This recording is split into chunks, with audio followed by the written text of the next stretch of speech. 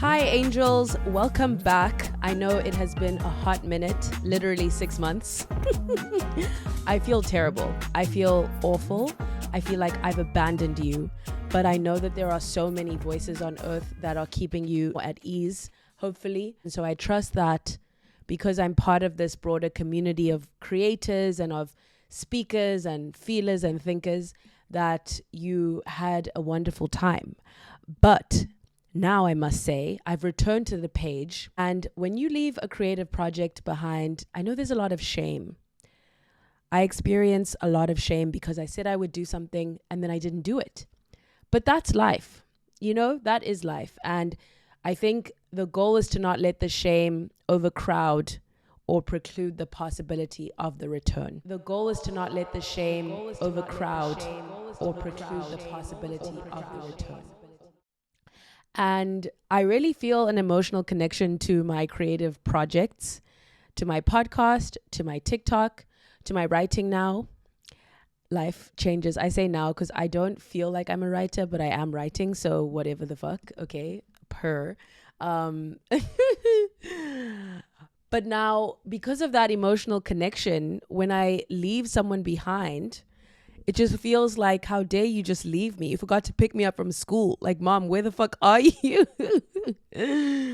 With that being said, I want to use this moment to share an essay with you that I go on and on and on about. The Audre Lorde essay, The Transformation of Silence into Language and Action, is like burnt into my brain. It's one of the most important essays of my life. And what I thought is that because these big tech companies have our attention span on such a chokehold, or perhaps that's not a good metaphor, they have such a monopoly over our attention span.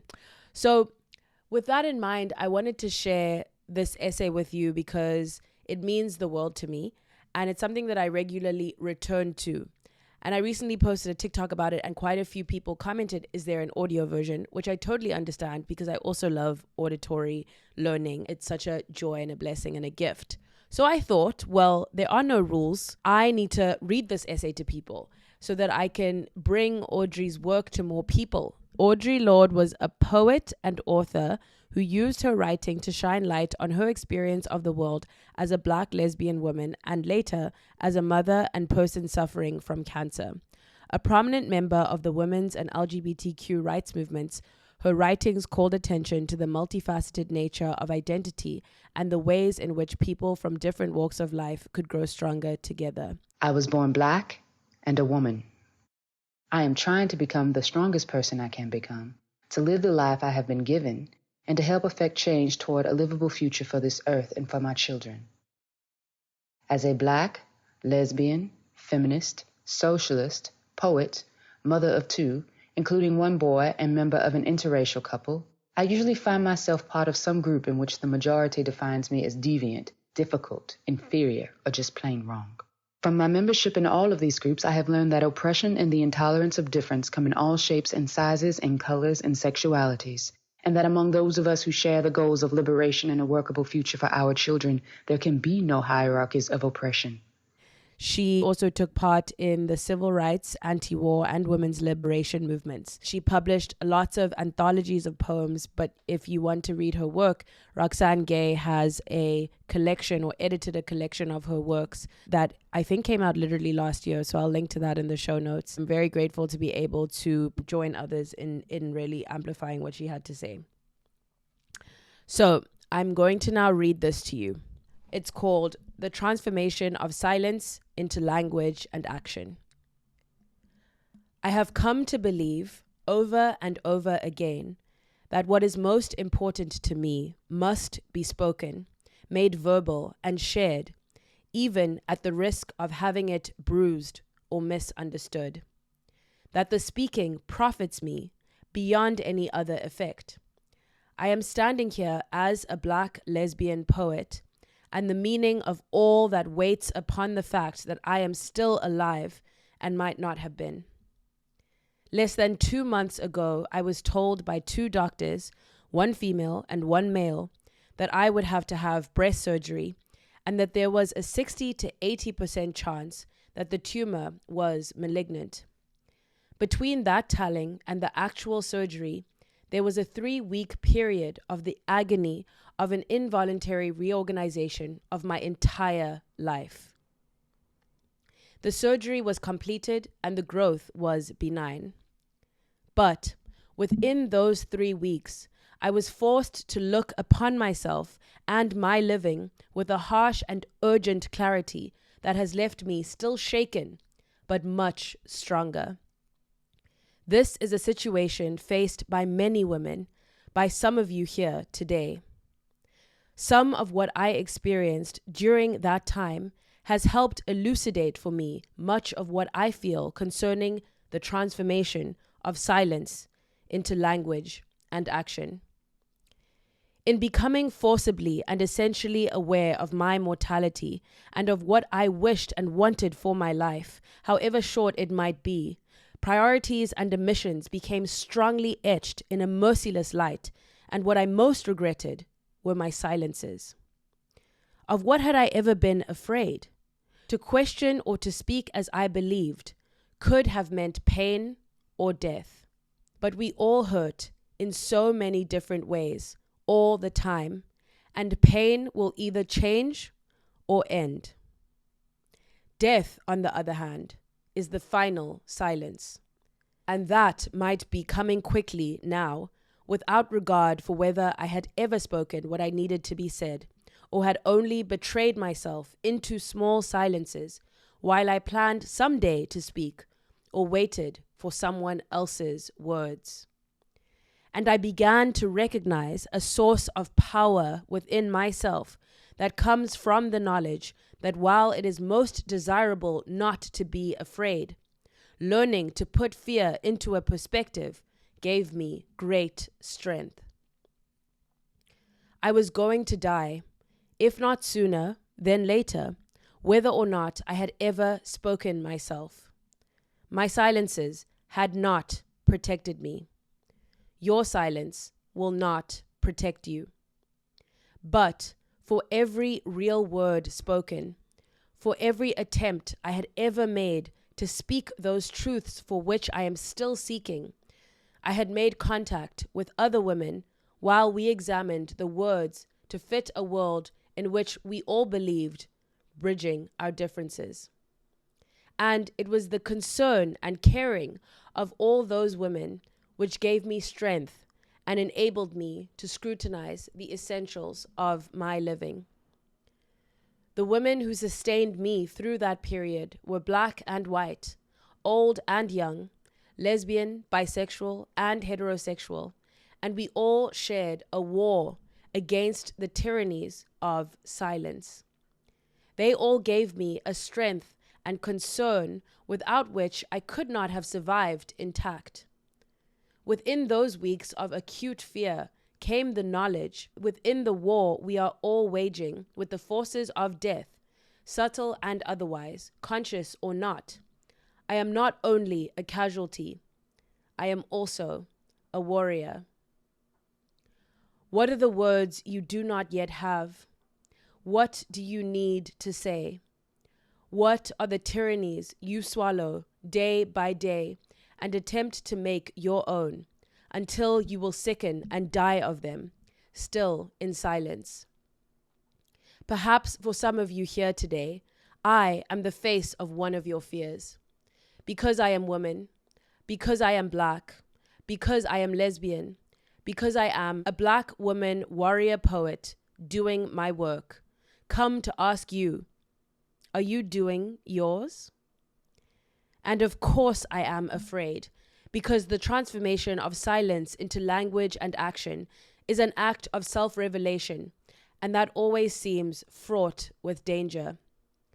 But my daughter, when I told her of our topic and my difficulty with it, said, "Tell them about how you're never really a whole person if you remain silent, because there's always that one little piece inside you that wants to be spoken out. And if you keep ignoring it, it gets madder and madder and hotter and hotter. And if you don't speak it out one day, it will just up and punch you in the mouth from the inside." In the cause of silence, each of us draws the face of her own fear. fear of contempt, of censure, or some judgment, or recognition, fear of challenge, of annihilation. But most of all, I think, we fear the visibility without which we cannot truly live. Within this country, where racial difference creates a constant, if unspoken, distortion of vision, Black women have, on one hand, always been highly visible, and so, on the other hand, have been rendered invisible through the depersonalization of racism. Even within the women's movement, we have had to fight, and still do, for that very visibility which also renders us most vulnerable, our Blackness. For to survive in the mouth of this dragon we call America, we have had to learn this first and most vital lesson, that we were never meant to survive. Not as human beings, and neither were most of you here today, Black or not. And that visibility which makes us most vulnerable is that which is also the source of our greatest strength. Because the machine will try to grind you into dust anyway, whether or not we speak. We can sit in our corners mute forever while our sisters and ourselves are wasted, while our children are distorted and destroyed, while our earth is poisoned. We can sit in our safe corners mute as bottles, and we will still be no less afraid. In my house this year, we are celebrating the Feast of Kwanzaa, the African American festival of harvest, which begins the day after Christmas and lasts for 7 days. There are 7 principles of Kwanzaa, one for each day. The first principle is umoja, which means unity, the decision to strive for and maintain unity in self and community. The principle for yesterday, the second day, was kujichagulia, self-determination, the decision to define ourselves, name ourselves, and speak for ourselves, instead of being defined and spoken for by others.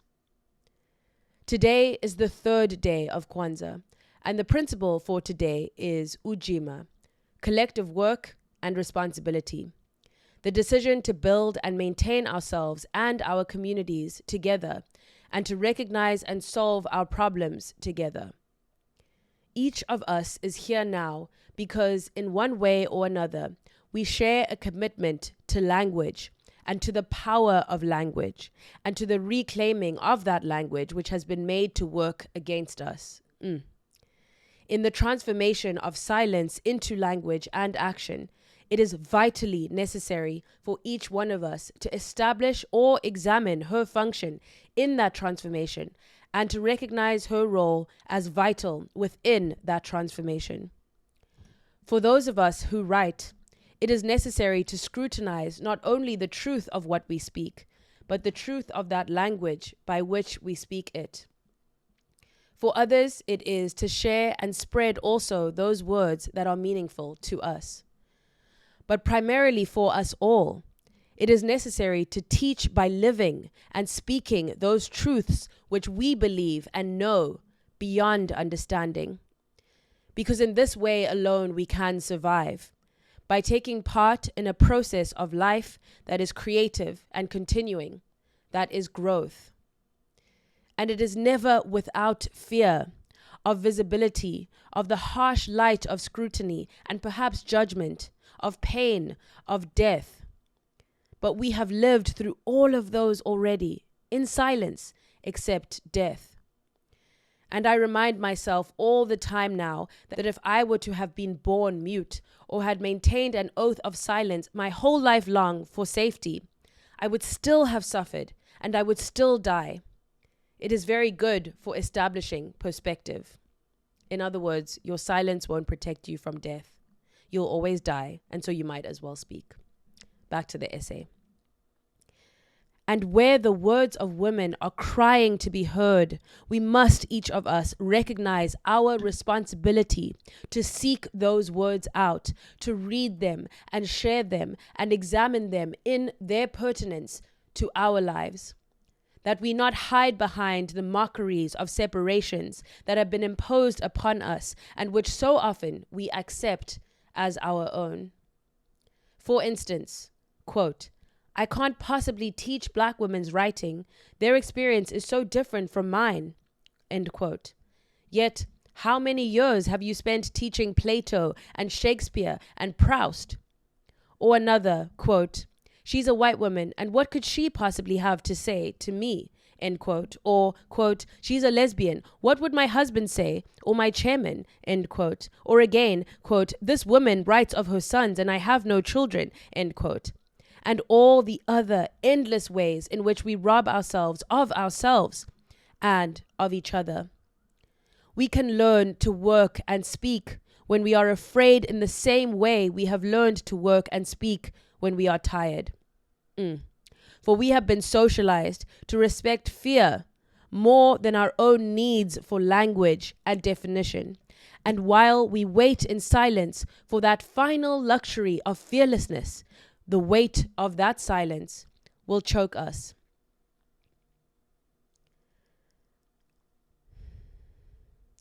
The fact that we are here and that I speak these words is an attempt to break that silence and bridge some of those differences between us.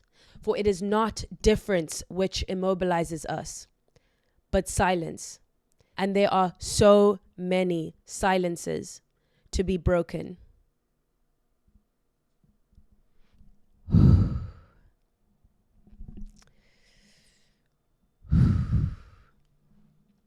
And there are so many silences to be broken. This essay continues to move me from a deep place in my body, in my being.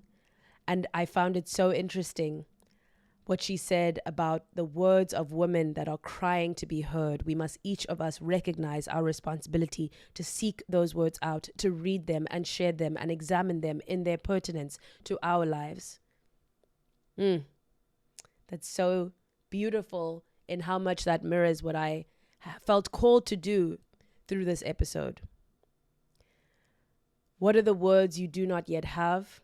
What do you need to say? Thank you all so much. I hope that you enjoyed this essay. I'm going to link to it so you can save it in your little phone. And if you want to stay in touch with me, please follow my Substack newsletter. That's where I share my favorite essays. I share on Sundays, usually, don't hold me to it, but I share a list of things bringing me joy. So I hope that you'll find me there. And I'm sending you so much love today. I'm sending you light. I'm sending you joy. Love you, babes. I'm going to hit send. If I hit send, be proud of me because it means that I overcame creative resistance. Okay, love you. Have a beautiful day. Sending you lots of love. Goodbye.